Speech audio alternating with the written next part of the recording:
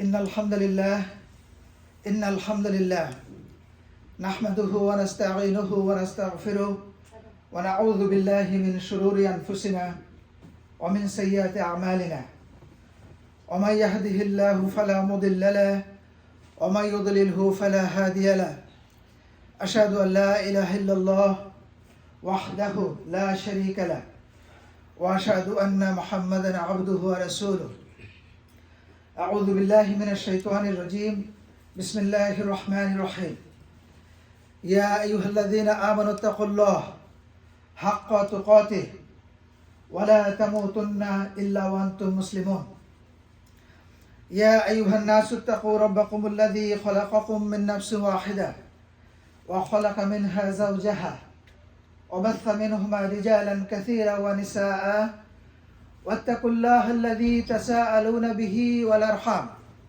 إن الله كان عليكم رقيبا يا أيها الذين آمنوا اتقوا الله وقولوا قولا سديدا يصلح لكم أعمالكم ويغفر لكم ذنوبكم ومن يطع الله ورسوله فقد فاز فوزا عظيما رب اشرح لي صدري ويسر لي أمري واحلل عقدة من لساني يفقهوا قولي. Dear brothers and sisters in Islam, the subject of today's khutbah is Qiyamul, Lail, Lailatul Qadr and i'tikaf. The most important time of Ramadan is its last 10 nights. Rasulullah sallallahu alaihi wasallam used to sleep some amount of time of the first 20 nights before and after Qiyamul Lail. That means standing for Salah at night. But at the last 10 nights, he sallallahu alaihi wasallam used to be awake almost whole night for the Qiyamul Lail and Ibadah. Not only that, he sallallahu alaihi wasallam used to wake his family members up for prayer. Our mother Aisha radiallahu ta'ala anha said, when the last 10 nights of Ramadan arrived, the Prophet sallallahu alaihi wasallam would tighten his belt. That means he became more serious, more sincere. Spend the night in worship to offer salah and awaken his family for the salah. In another narration, our mother Aisha radiallahu ta'ala anha said the Prophet sallallahu alaihi wasallam would exert himself, apply or exercise, make use of himself, spend his energy and attention in worship during last 10 nights of Ramadan, and more so than any other time. This hadith is from Muttafiqun alayh. This is from Bukhari and Muslim both. Now, Lailatul Qadr, the night of decree, the power, the value, destiny, measures, whatever way you can say. In the last 10 nights of Ramadan, Imam Bayhaqi said, Lailatul Qadr means in this night, Allah subhanahu wa ta'ala decrees on the angels what they would do for the human being for the coming of next year. They have their assignment. In Surah 97, Surah Al-Qadr, with 5 ayah or verses, we have the picture of the night like this. Allah subhanahu wa ta'ala is saying, this is the translation, we have indeed revealed this message, this Quran, in the night of power. And what will explain to you, how would you know what the night of power is? Inna anzalnahu fi Lailatul Qadr. Wa ma adraka ma Lailatul Qadr. Do you know? Now Allah subhanahu wa ta'ala is answering. Lailatul Qadr khayrun min alfi shahr. تنزل الملائكة والروح فيها بإذن ربهم من كل أمر سلام هي حتى مطلع الفجر. So the night of power is better, khayr min alfi shahr, than 1,000 months, one night. is better than 1,000 months. Therein come down the angels and the Spirit, Jibril Amin, by the permission of their Lord on every errand, every task. They have their own task, job, assignment for human being. They have their own mission, expedition, operation, or bringing message. Peace, salamun, this until the rise of the morn, until the morning, until the dawn comes. Salam spreads all over the creation from Allah subhanahu wa ta'ala. This night, Lailatul Qadr, is a special blessing for Muslim Ummah. The ibadah of the worship of one night is better, more rewarding than that of 1,000 months, that is 84 years. One night of worship is equal to more than 84 years. Moreover, Allah subhanahu wa ta'ala forgives all sins if someone stands for salah, does Qiyamul, Lail, or stays awake for tahajjud. Rasulullah sallallahu alaihi wasallam said, if someone with iman, with belief, and pure intention, sahih niyah, hoping for sawab or reward, spends time in Qiyamul Lail, in Lailatul Qadr in Salah, all the previous sins will be forgiven for that person. This hadith is from also Muttafiqun alayh. It's both in Bukhari and Muslim. Usually we think that the 27th night is the night of Qadr. This is the popular notion among us. But the Prophet ﷺ said, it's in Bukhari, narrated by Ibn Abbas radiallahu ta'ala anhu. The Prophet ﷺ said, look for the night of Qadr in the last 10 nights of Ramadan, on the night when 9 or 7 or 5 nights remain out of the last 10 nights of Ramadan. In another hadith in Bukhari, the Prophet ﷺ said, it was informed of the date of the night of Qadr, but I was caused to forget, or I forgot. Prophet ﷺ said. So search for it in the odd nights, uneven nights of the last 10 nights of the month of Ramadan. When Aisha radiallahu ta'ala anha asked the Prophet ﷺ, O Messenger of Allah, this is the whole thing. If I find Lailatul Qadr, then what should I supply it with? What should I ask? What should I pray to Allah subhanahu wa ta'ala if I find the night of Qadr? Rasulullah sallallahu alaihi wasallam said, you should say, Allahumma innaka afuun kareemun tuhibbul afwa fa'fu anni. Allahumma innaka afuun tuhibbul afwa fa'fu anni. Oh Allah, you are pardoning.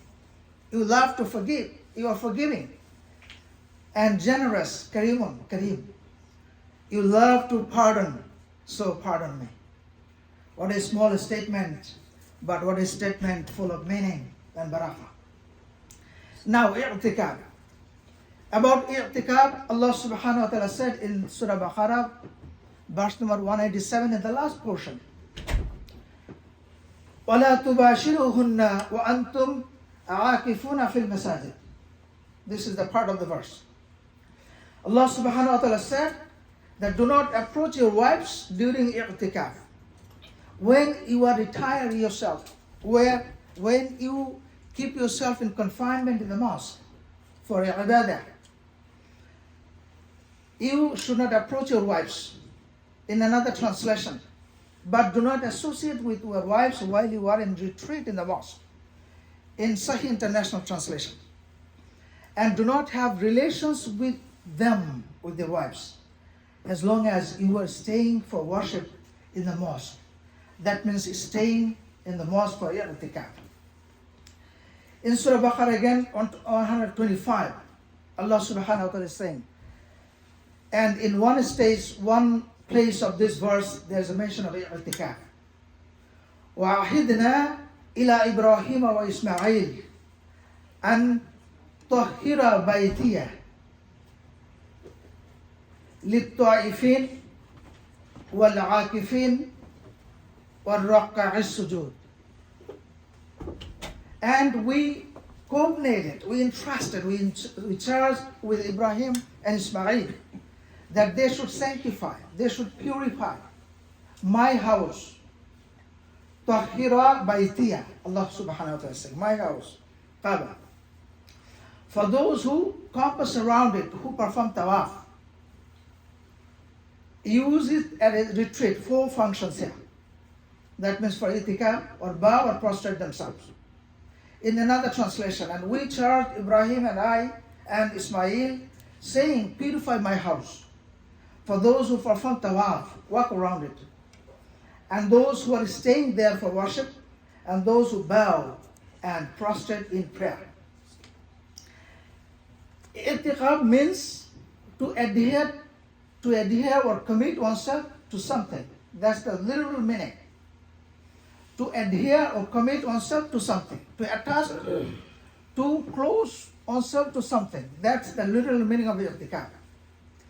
In Sharia, in the Islamic way of saying, among the major worship, ibadah of the last 10 days is i'tikaf, seclusion, ritual retreat.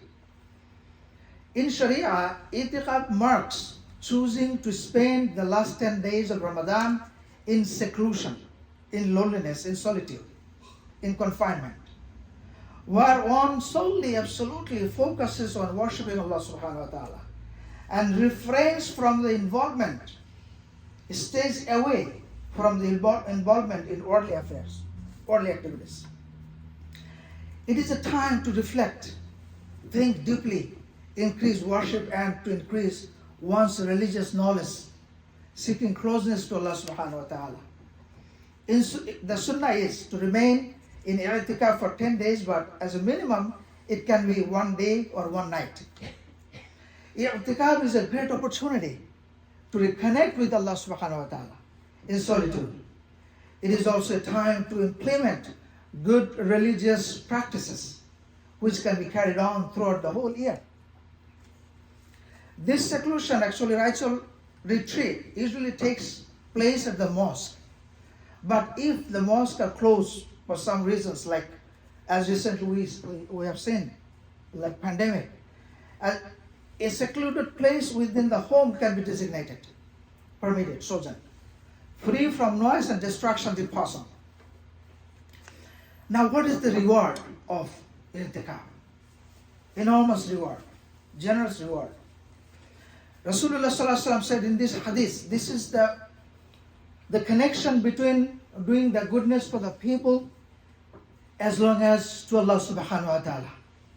In one hadith, the part of hadith is, whoever sets forth, whoever go out in the way of settling a necessity on behalf of his brother,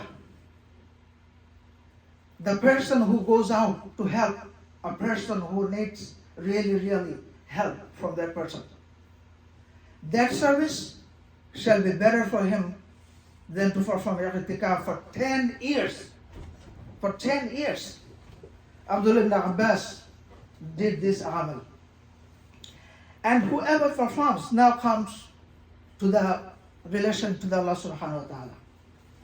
Whoever performs i'tikaf for a day, seeking pleasure of Allah, Allah will spread 3 trenches between him and the fire of hell.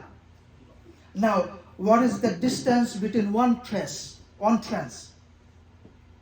The width of each trench being greater than the distance between heaven and earth. We don't know how big it is, the distance. If a person does i'tikaf for a day with a good intention to please Allah subhanahu wa ta'ala, Jahannam will be away from him by 3 trenches. And the distance between the trenches, one trench is between heaven and earth.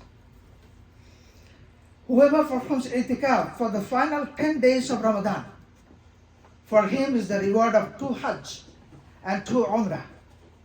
And whoever performs i'tikaf from Maghrib till Isha, this small amount of time, doing nothing except performing salat and reciting the Quran, Allah will prepare a place for him in Jannah.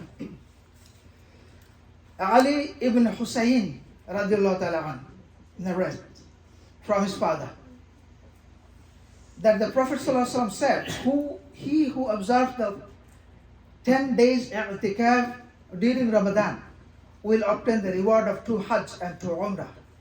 Now Ibn Abbas radiallahu ta'ala reported, the Prophet ﷺ said, whoever performs i'tikaf, he is safe from sin, and he also gets that reward which everyone outside i'tikaf, outside the mosque, gets reward for pious actions, pious deeds.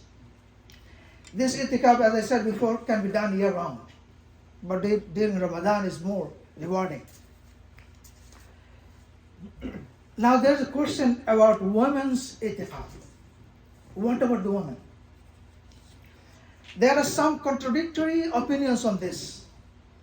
The Malikis and Shafis and Hanbalis, these 4 sections, 4 schools of opinions about Islam, are of the view that it is not permissible for a woman to perform i'tikaf in her own musalla, own prayer room at home.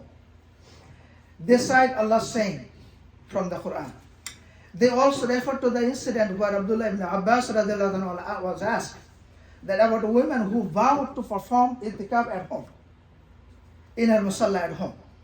He then said, this is a bid'ah, innovation in religion, and the most odious act in the sight of Allah is introducing innovations to the religion. On the other hand, according to the Imam Abu Hanifa and At-Tabari, they said a woman can perform i'tikaf in her own musalla at home. It is better for her to do so, as her prayer at home is better than her prayer in the mosque. That's their argument. Abu Hanifa said that it is not acceptable for a woman to perform i'tikaf in the mosque where the congregational prayer are held. A lot of people come there. So the Prophet ﷺ, he said this strong hadith. The Prophet ﷺ abandoned the i'tikaf in the mosque when he saw the tents of his wives pitched inside the mosque. He ﷺ then said to them, is it righteousness? Is it piousness that you intended by doing so? So he didn't like it, sallallahu alaihi wasallam. However, after analyzing both opinions, we see that women can perform i'tikaf in the mosque, as the mosque is the best place for devotion to worship and remembrance of Allah subhanahu wa ta'ala. Unlike the house, which does not have the spiritual atmosphere actually of the mosque. But if a woman's husband does not want her to perform i'tikaf in the mosque, or she has young children to take care of, she is allowed to perform i'tikaf in her own musalla at home. Finally, if a woman has a sincere desire to please Allah subhanahu wa ta'ala, she should know that the reward of fulfilling the right and needs of her husband and children can be equal or even greater than the reward of i'tikaf. Allah subhanahu wa ta'ala see the niyah. Whatever rituals a person is doing, what intention is that? That's the main thing. This is a grace of Allah subhanahu wa ta'ala. He subhanahu wa ta'ala looks at the pure intention actually, not necessarily at all times the rituals. Dear brothers and sisters in Islam, in Surah Luqman, Allah subhanahu wa ta'ala said that Alam tara anna Allahu sakhara lakum ma fi samawati wa ma fi al-ard wa asbagha alaykum ni'mah zahira wa batina. Do you not see that Allah subhanahu wa ta'ala subjected to your use, your purpose, all things in the heavens and the earth, and has made His bounties flow to you? Watch this beauty of the language of Allah subhanahu wa ta'ala. وَأَسْبَغَ عَلَيْكُمْ نِعَمَهُ ظَاهِرًا وَبَاطِنًا. Flow to you His ni'amah for exceeding measure, seen or unseen. We see some ni'amah from Allah subhanahu wa ta'ala.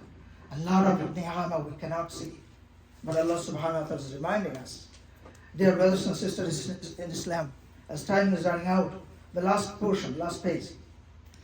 Someone said, advice to remember the Creator before the eyes begin to blind.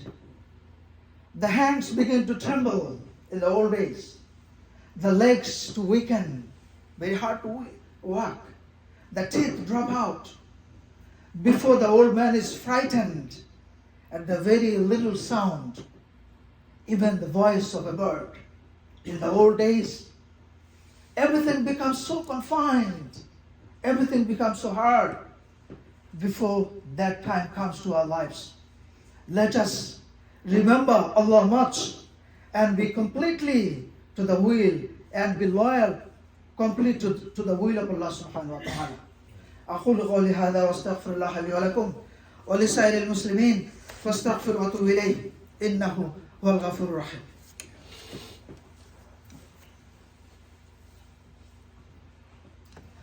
الحمد لله الذي هدانا لهذا وما كنا لنهتدي لولا أن هدانا الله. الحمد لله وكفى والصلاة والسلام على عباده الذين اصطفى أما بعد. فأعوذ بالله من الشيطان الرجيم. بسم الله الرحمن الرحيم. إن الله وملائكته يصلون على النبي يا أيها الذين آمنوا صلوا عليه وسلموا تسليما. اللهم صل على محمد وعلى آل محمد كما صليت على إبراهيم وعلى آل إبراهيم إنك حميد مجيد. اللهم بارك على محمد وعلى آل محمد كما باركت على إبراهيم وعلى آل إبراهيم إنك حميد مجيد. ربنا آتنا في الدنيا حسنة وفي الآخرة حسنة وقنا عذاب النار. ربنا لا تزغ قلوبنا بعد إذ هديتنا وهب لنا من لدنك رحمة إنك أنت الوهاب. ربنا أفرغ علينا صبرا وتوفنا مسلمين. وقال سبحانه وتعالى إن الله يأمر بالعدل والإحسان وإيتاء ذي القربى وينهى عن الفحشاء والمنكر والبغي يعظكم لعلكم تذكرون. وآخر دعوانا أن الحمد لله رب العالمين. أقم الصلاة.